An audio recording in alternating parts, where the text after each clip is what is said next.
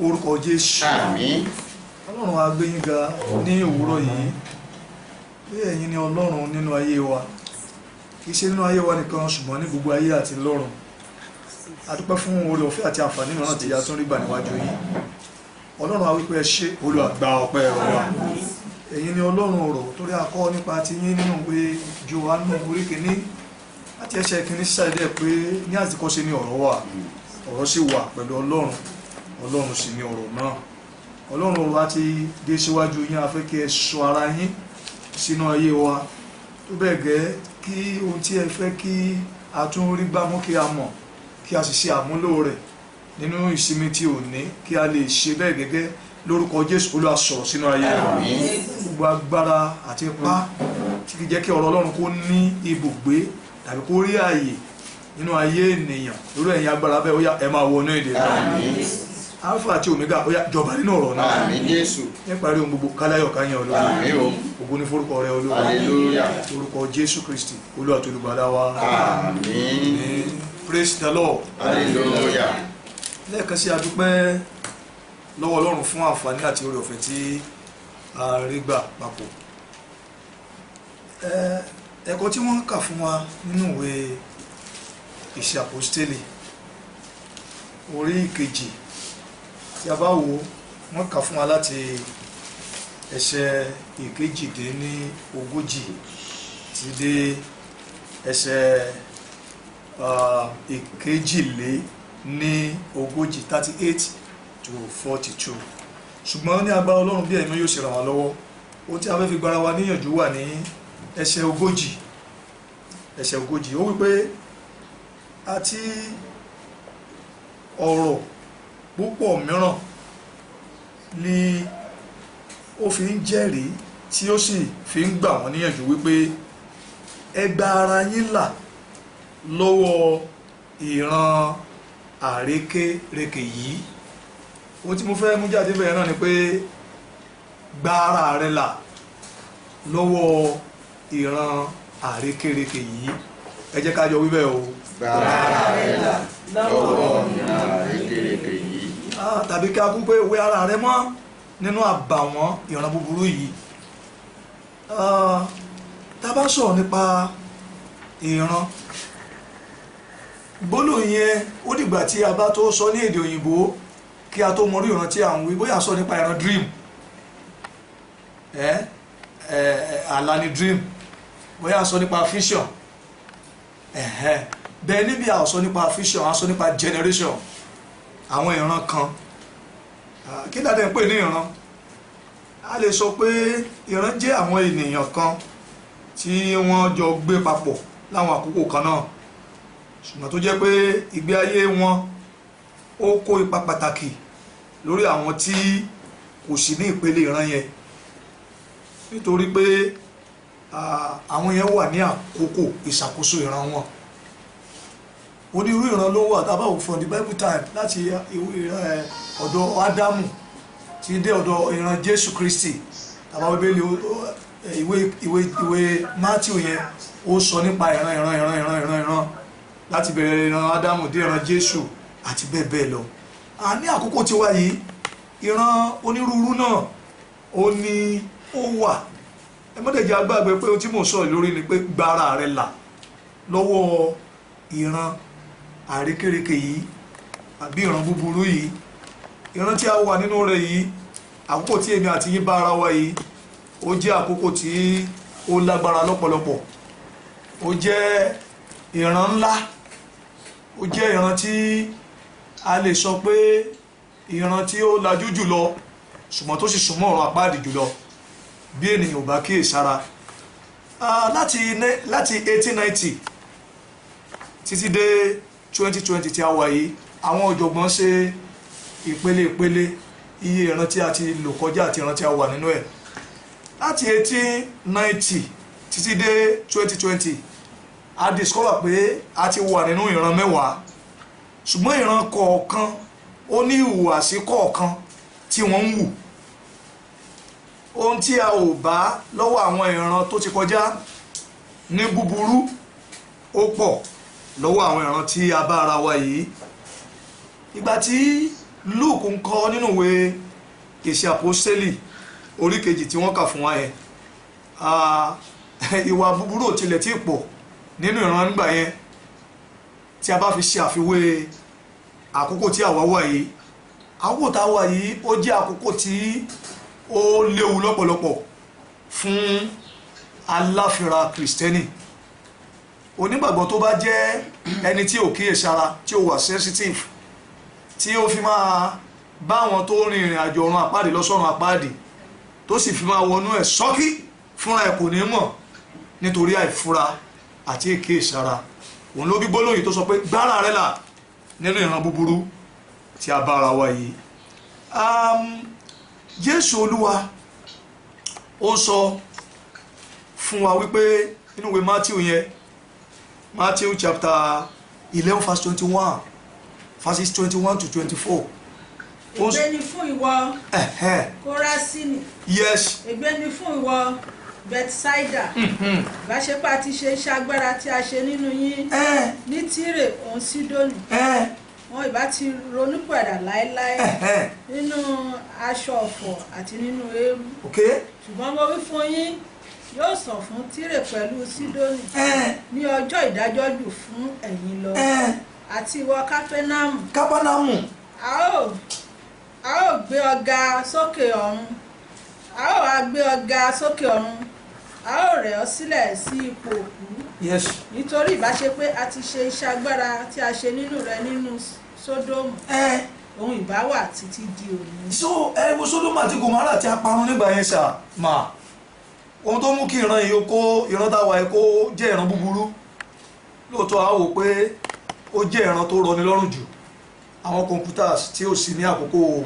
àwọn baba ńlá wa à ń rí lò. Àwọn àkókò wọn ló yẹ pé àwọn ẹ̀rọ tá a fi ń bára wa sọ̀rọ̀ bí ò bá ti ní wáyà báyìí àbára wa sọ̀rọ̀ bẹ́ẹ̀ lọ́wọ́ báyìí àwọn ibikíbi láti lè bára wa sọ̀rọ̀ torí pé ó jẹ́ ayé tó rọrùn. Ṣùgbọ́n ǹjẹ́ mọ̀ pé bó ṣe rọrùn tó bẹ́ẹ̀ náà ni ó tún burú tó. Ọlọ́run fún wa ní àwọn ìmọ̀ láti ṣe àwọn nǹkan tí a ṣe yìí láti kó wọn jọ, ìmọ̀ Ọlọ́run ni. Ṣùgbọ́n ohun tó bà nínú jẹ́ ni pé àwọn ènìyàn ń lo ìmọ̀ tí Ọlọ́run fún wọn gẹ́gẹ́ bí ìmọ̀ Ọlọ́run, a tó ti ń lò lòdì sí ẹni tí ó ṣe gẹ́ni o tó fún wa nímọ̀ yẹn. Ìran ìburú débi wípé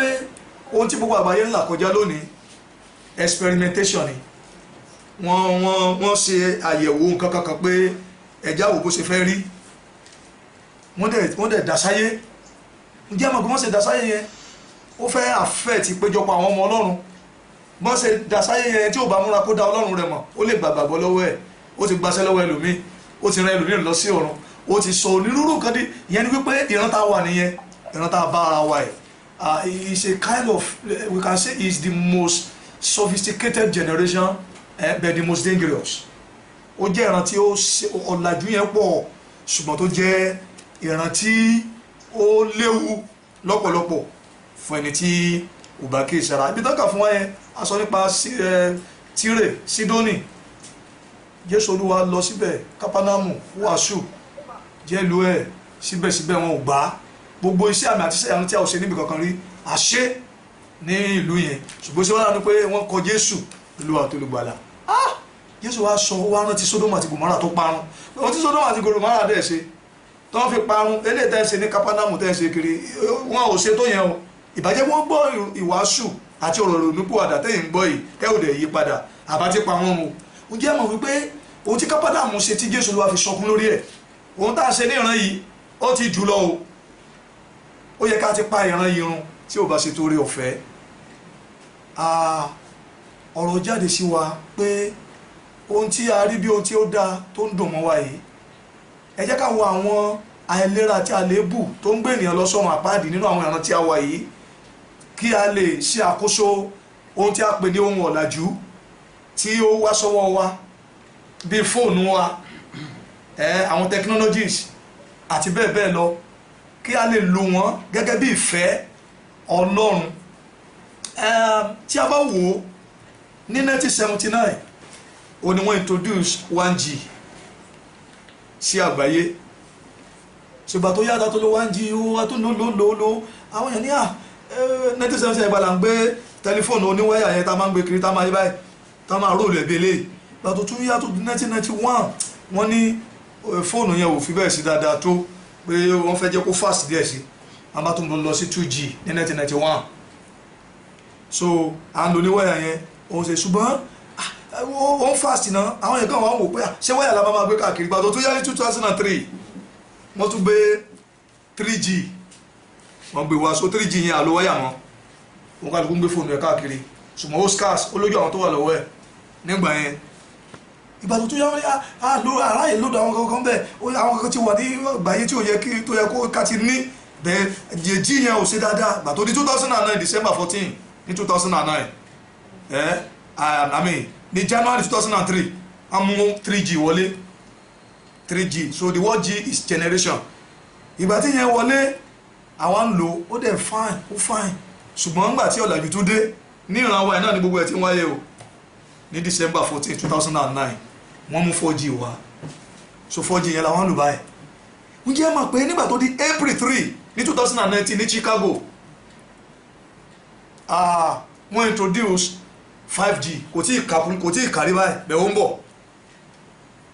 bó dẹ̀ ṣe ń jẹ́ mọ̀ àwọn kìnìyàn ẹ rí pé bí a ṣe ń lò ní ayé ń rọrùn sí ṣùgbọ́n bó ṣe ń rọrùn sí bẹ́ẹ̀ ni ẹ̀ṣẹ̀ ń di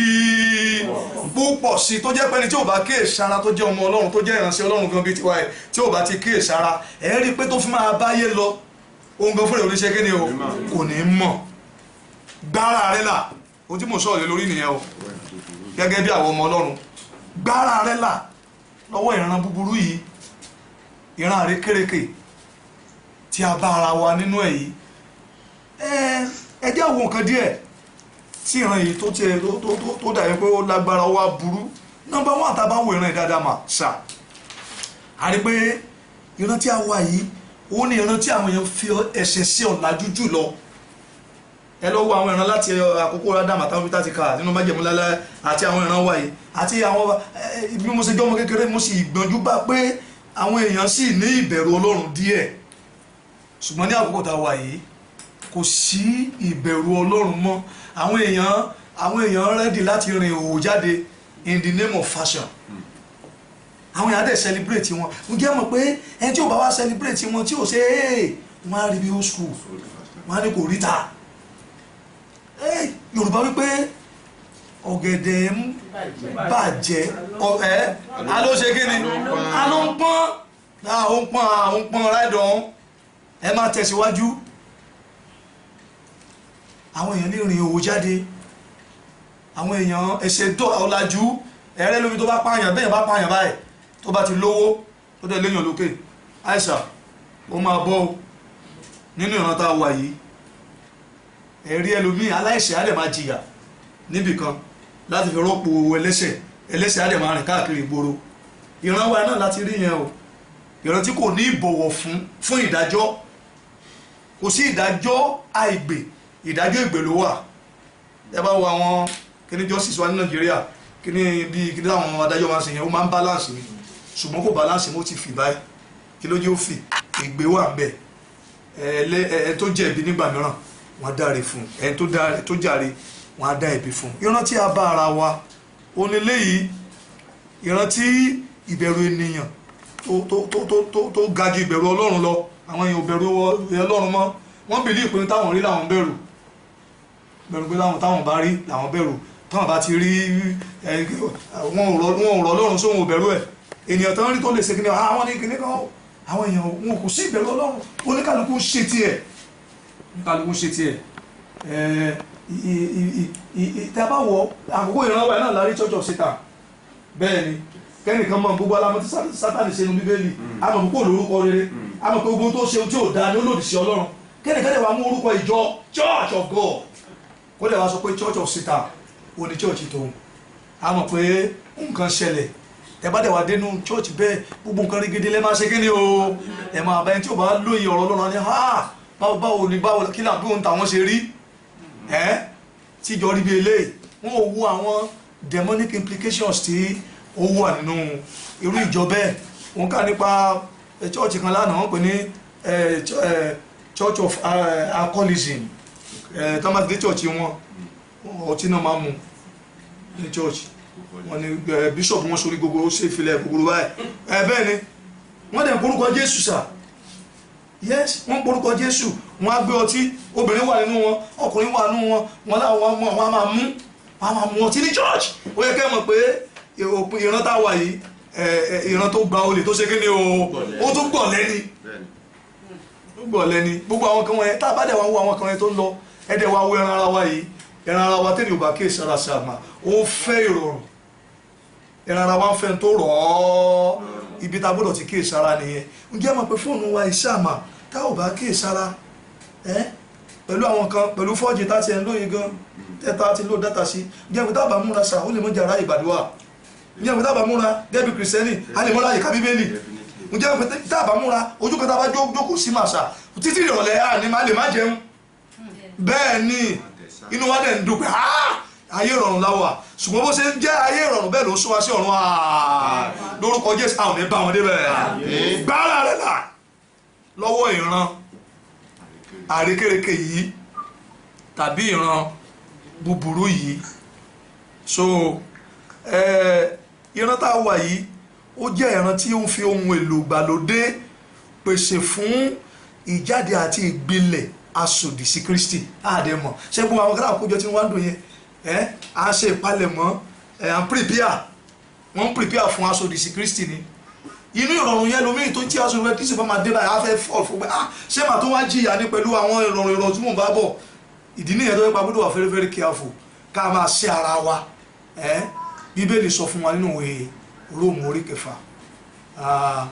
láti ẹsẹ̀ 14 sí ẹsẹ̀ 15 Romans chapter 6 from verses 14 to 16 ó ní ẹ̀ṣẹ̀ kì yóò nípa lórí wa torí ẹ̀yin kò sí lábẹ́ òfin a ò sí lábẹ́ òfin o yes kò sí lábẹ́ orí ọ̀fẹ́ yes jẹ́ kíni kí àwa kí a má dẹ́ṣẹ̀ torí tí àwa kò sí lábẹ́ òfin bí kò ṣe lábẹ́ orí ọ̀fẹ́ yes ma kí a má rí ẹ̀yin kò mọ̀ pé ẹ máa gbọ́ o ẹni tí ẹ̀yin bá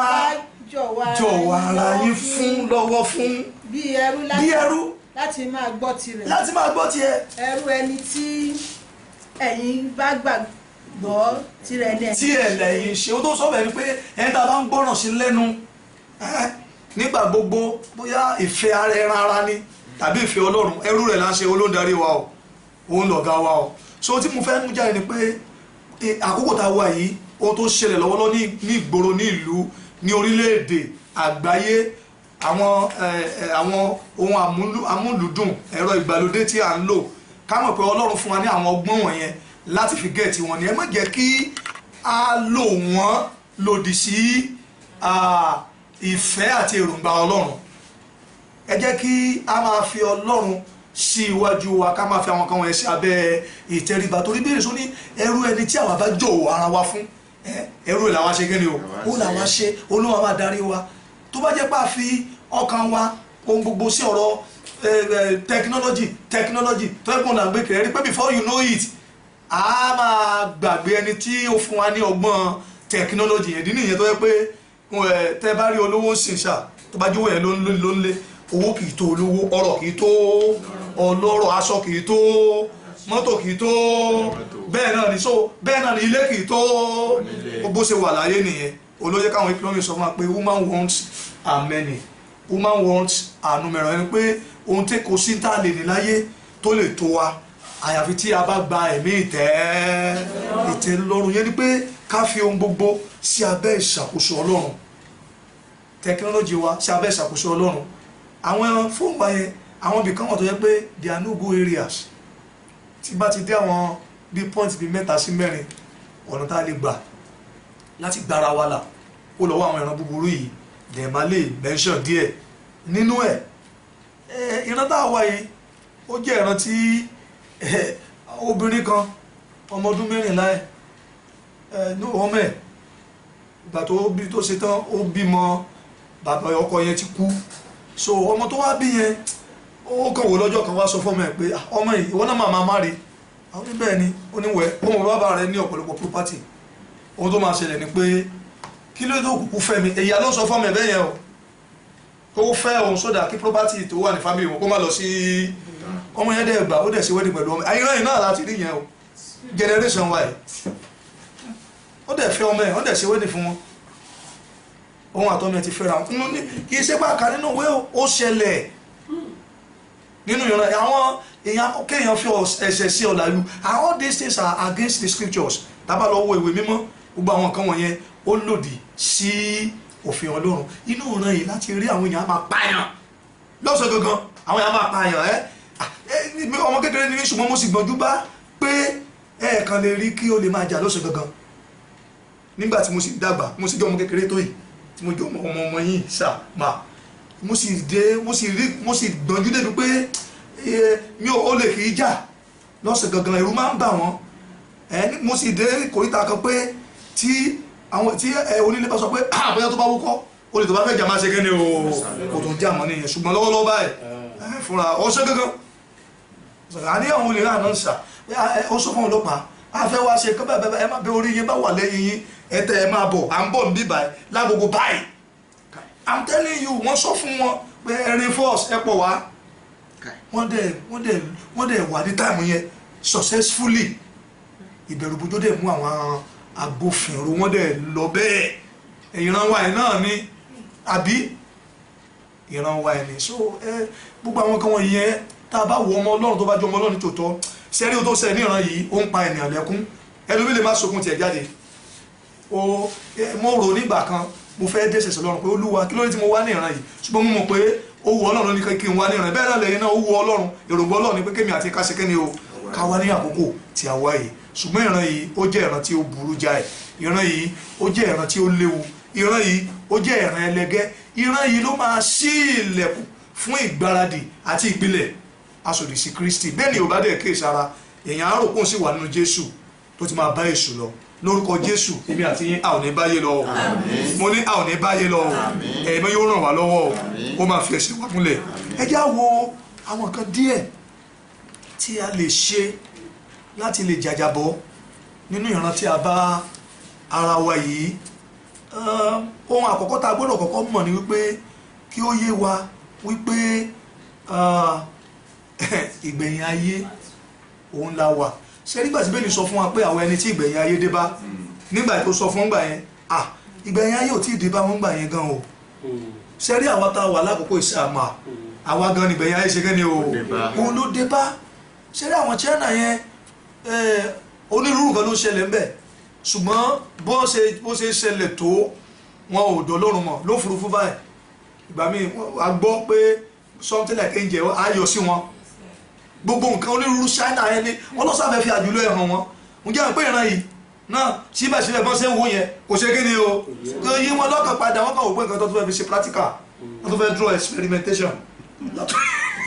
látò òfurufú wọn tó ń ka I'm telling you ìran ọ̀dájú the most callous generation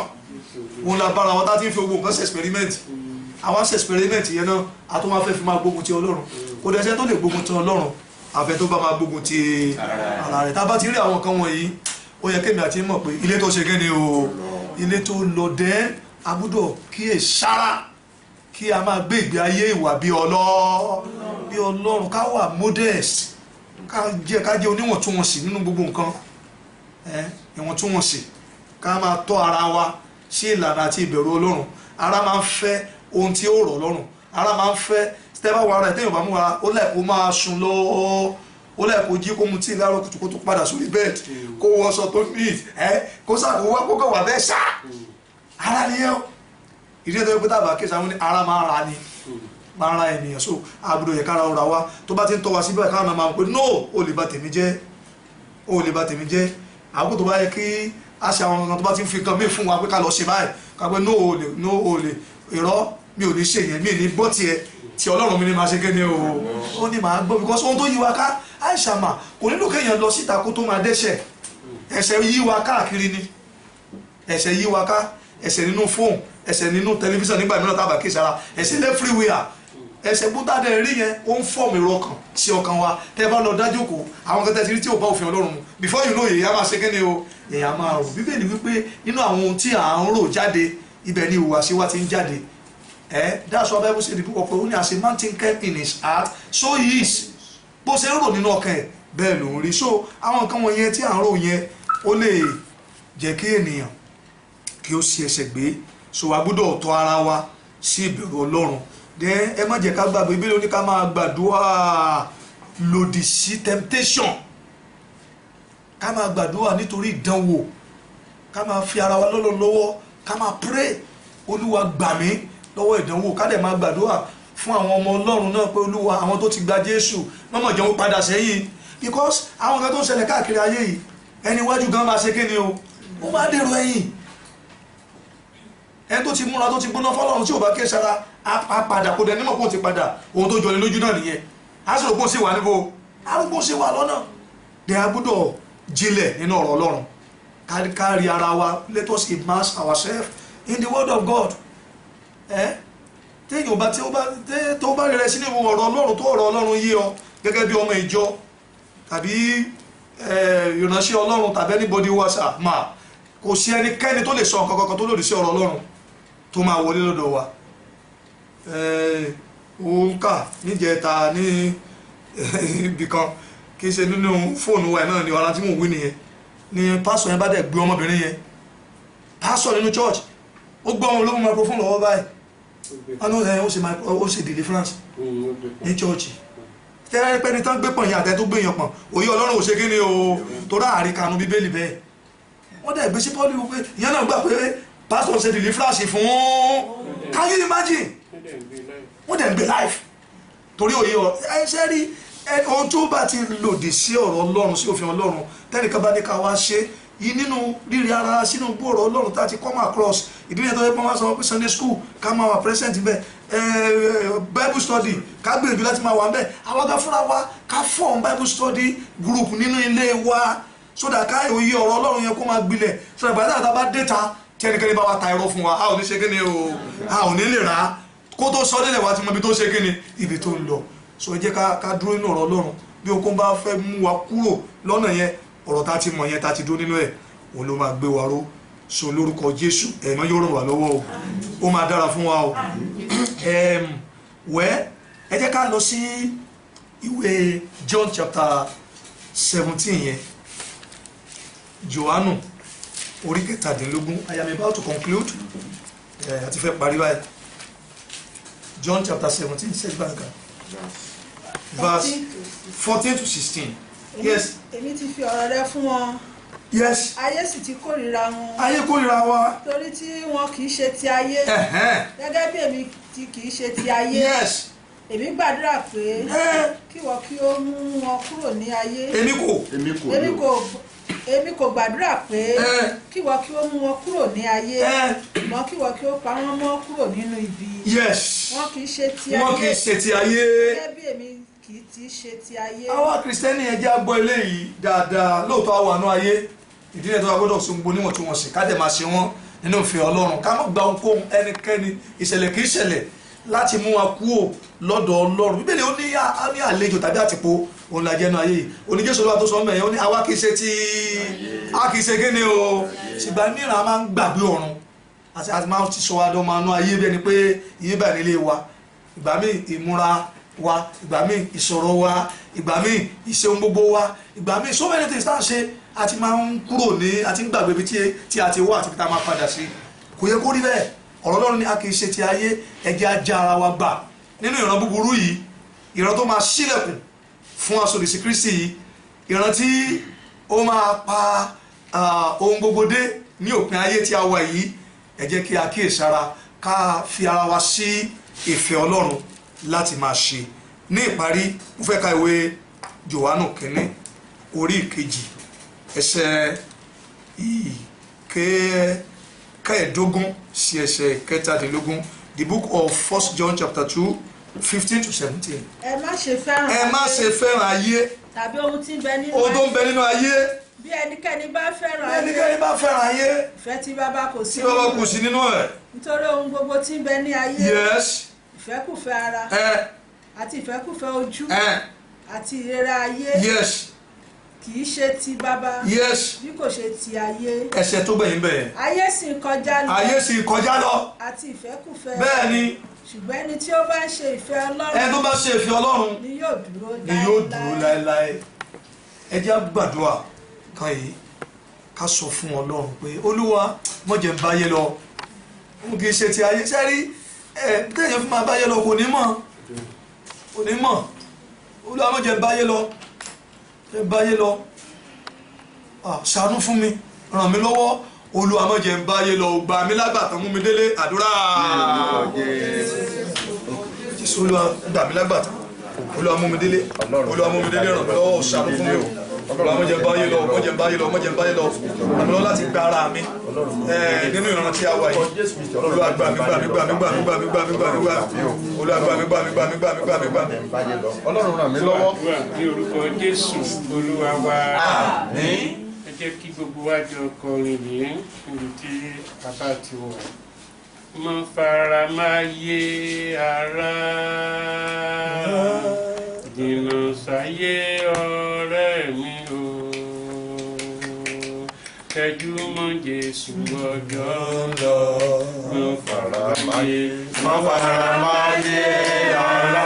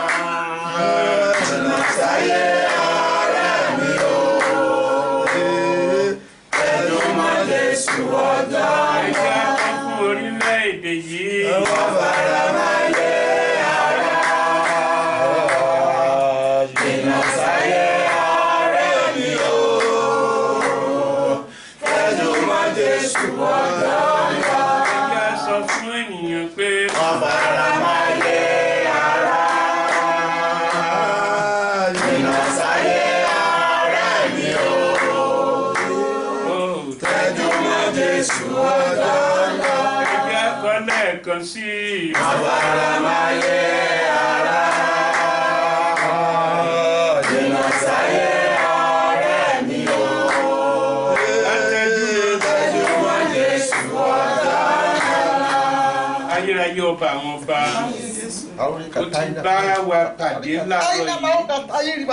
bá orílẹ̀-èdè yìí kan pàdé ọba ọ̀kẹ́nìkọ̀ọ̀kan pàdé níbi tí ayé dé dúró nínú rẹ̀ la wà yìí gẹ́gẹ́ bí ọ̀rọ̀ tí o rán sí wa ibi tí a bá ara wa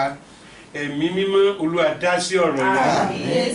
abẹ́ kí agbára rẹ kó gbọnú ayé ẹnìkọ̀ọ̀kan lórúkọ Jésù Olúwa wọ ẹnu lórúkọ Jésù Olúwa jàre nítorí ikú àti àjíǹde rẹ àánú la béèrè ní situation tí a bára wa Olúwa gbà wá ẹnìkọ̀ọ̀kan orílẹ̀-èdè ìjọba àwọn alákòóso